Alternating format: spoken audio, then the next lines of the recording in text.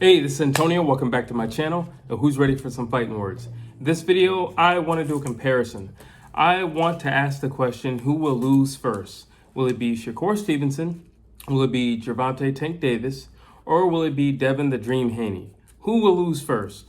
Really quick, if you like my videos, please like, please share, please subscribe to my channel, and please, please, please tell a friend. Let's jump back to this video. Now, who will lose first? So I think the safest way to do this is probably to go backwards. So let me say it like this. Who won't be losing first? As you all know, I've never been shy on my just overall in awe of Shakur Stevenson. I think he has all the skills, all the attributes to go down as one of the best to ever do it. Yes, I said that, to go down as one of the best to ever do it.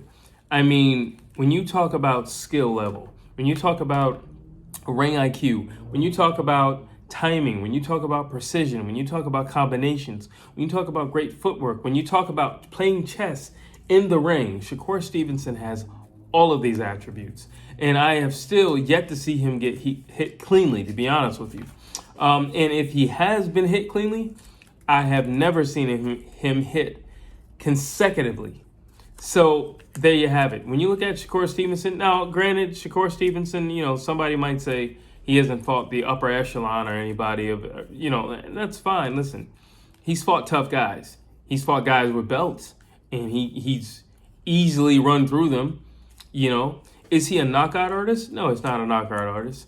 I personally don't think in order for you to be like a really supreme or superb fighter, boxer, that you have to be a knockout artist. I just think, like Roy Jones said, I think it's more impressive to go the whole 9 yards and win every single round. I think that's more impressive. And if you agree with me and Roy Jones, well then, Shakur Stevenson will probably be one of your best or greatest fighters right now, especially at the weight that he's fighting at. He just has everything. He literally just has everything. If he were a little bit more vocal, I feel like he'd even have more of a fan base. In terms of marketability, I just feel like that's the one thing that he's lacking. I don't think how do I say it? He's not a great interview. He's not that, but he's a fun interview. So in that term, he's not a perfect package. But the question is, who will lose first? I do not see Shakur Stevenson losing a fight anytime soon. I don't, especially if he stays at the weight that he's fighting at. I don't see him losing anytime soon. Now, let's go into who I think out of the two, you have Gervonta Tank Davis and you have Devin the Dream Haney. I would say Tank won't be losing his title anytime soon, especially if it is true and if the fight between him and Ryan Garcia will be made. And that if that is, in fact, the next fight, I don't see him losing to Ryan Garcia.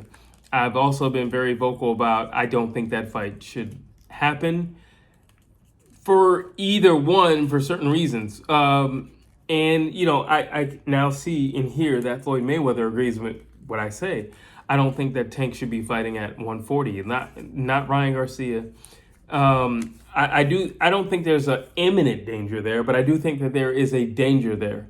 I think, Tank can put on more weight and he could fight at a heavier weight class, but he would still be giving up some things. He'd be giving up speed. He'd be matching punching power with people at 140, as opposed to being the much heavier hitter at 130, 135.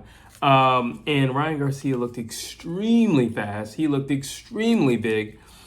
And he was really, really aggressive. Now, you can make the argument that, well, it was Fortuna, or you could just say he felt really good in that ring. You choose whatever one you want to choose, but I don't know. I don't think that Ryan Garcia can beat Tank, or at this moment, I don't believe that Ryan Garcia can beat Tank. I'll say it like that. But I would bank that Tank won't be losing his title or just losing in general anytime soon. Again, I think he has a lot of great attributes. I think he truly understands the sport of boxing. And I think he gets a lot of facets of the ring. In his last fight with Rolly, He literally baited Rolly, and Rolly followed like a little puppy in a string. And, like Tank said over and over again, I didn't even hit him hard. But you don't have to hit him hard if you baited him. You don't have to hit him hard if you set him up. You don't have to hit him hard if you were patient. You don't have to hit him hard if you placed him in the right place to be hit. Tank did all those things. He literally did all those things in one action. And he set it up, and he set it up perfectly. He truly gets boxing. He has great footwork. He's extremely explosive. He's unbelievably athletic. Just his leaping alone, moving from side to side, and his switching from brawling to boxing and boxing to brawling is something else, So he can box, but he could also stay in the pocket and he could bang it out with you. He's heavy-handed and he's durable. There's a reason why they call him Tank. He's Tank because he's like rolling over people like that, but he's also a tank because he can take a lot. There's a reason why he's a fan favorite. There's a reason why he's fan pleasing. Everything about him is action packed. Everything about him is explosive, and he proves it every time. I feel like his last fight with Rolly was his by far most intelligent fight. Intelligent. Normally, it's just brute force and speed and power, but this was that in the end. But everything else was this. It was smarts. It was smarts. It was literally just ring IQ. And like he said, there's just levels to this.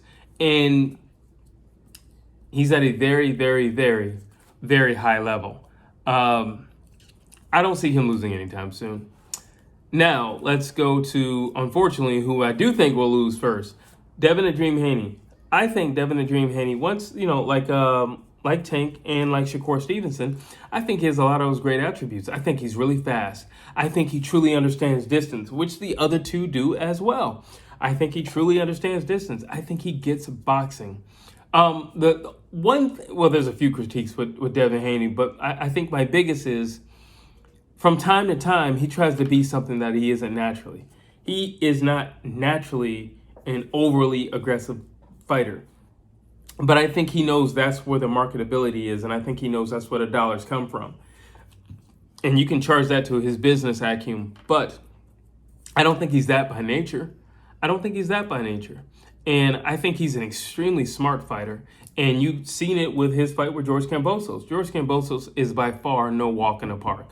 And for all you people putting George Kambosos down, that dude is a savage. He's no walk in the park. He comes to fight, and he's bringing everything he's ever learned and all his heart into that ring. So show the man some respect. But back to Devin "The Dream" Haney. Because of the fact that he at times fights out of character, it puts him in danger. You see, Tank can fight out of character because Tank is really durable. So he can fight out of character. He doesn't have to dodge every shot because he can take it. Shakur Stevenson is literally just a wizard. He's not going to get hit. He truly gets distance. He believes in, boxing in terms of the definition. I hit you, you will not be hitting me. He gets it. Devin at times doesn't get that. Devin, I think at times he likes to cater to the crowd. And him catering to the crowd at times puts him in danger. Linares clipped him. And if Linares would have had maybe, 45 seconds in that round, who knows?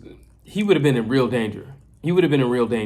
And he put himself in that danger because he did not have to be in that danger. He was doing a great job eluding Linares. But because he wanted to slug it out because it was last 10 seconds, he got clipped.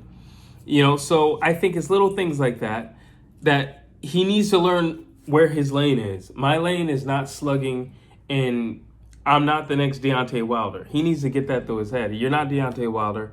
You're not Tank. You're not going to be Tank. Don't try to be him. Be you.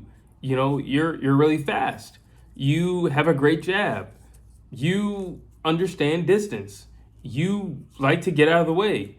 Things like that. But you're not a one-punch knockout artist. You're not a knockout artist to begin with, but you're definitely not a one-punch knockout artist. But don't try to be something you're not. And because of that, I think that's also, I don't want to say like a character flaw or something like that, but I think there's something in his psyche that's like, I want to please the fans, but I also want to be even more marketable. Well, how do I do that? I lay people out. I knock people out. Knockouts give you fans. That's what it does. It gives you fans. All the people who hate Deontay Wilder, but you see how many people show up for his fights because they know something dramatic is going to happen at some point in time in the fight because he's a knockout artist. And, you look at Tank because something's going to happen. Something very, very, very dramatic is going to happen because he's a knockout artist. And you can go all the way back to the Mike Tysons and the Sonny Listons and the Joe Frazier's and, George Foreman's. You can just go on back. People love knockout artists. I don't think Devin the Dream is that. Do I think he's going to win his rematch with George Kambosos? Absolutely. I really do think he's going to win his rematch. But when he's done with, his business with George, man, I don't know. I'm a little iffy for him, especially with the people that he's calling out. And I really don't know. And if he is talking about going to 140, I really, really, really don't know. He'll be faster than them. But like I said, he does get clipped. He can get clipped. It's not hard to find Devin Haney's chin at some point in time during the fight. It's not hard to make him wobble. And because of that, that's the danger that I see. And I just know that he's the type of guy where you hit him, he instantly wants to hit you back. That works for a guy like Tank. It doesn't work for a guy like Devin because his chin is questionable. I'm not saying he's been down. I'm not saying he's been knocked out because he hasn't. But his chin is questionable. And that's what worries me. And if you're asking me, out of all three of these guys, Shakur Stevenson, Gervonta Tank Davis, and Devin the Dream Haney, who's going to lose his O first? I'm going to have to say it is Devin the Dream Haney. I think he will definitely lose his O first. I do not think it will be in the rematch with George Kambosos, but I think he will definitely lose his O first. And that's also largely dependent on if he decides to stay at his weight class or he's going up to 140. And also if he truly wants to be the man and unlike people in other divisions, you want to fight the elite in your division. If you choose to fight the elite in your division, I can see an L coming his way. I can see an L coming his way. Or I'll say I can see an L coming his way long before Shakur Stevenson and Gervonta Tank Davis.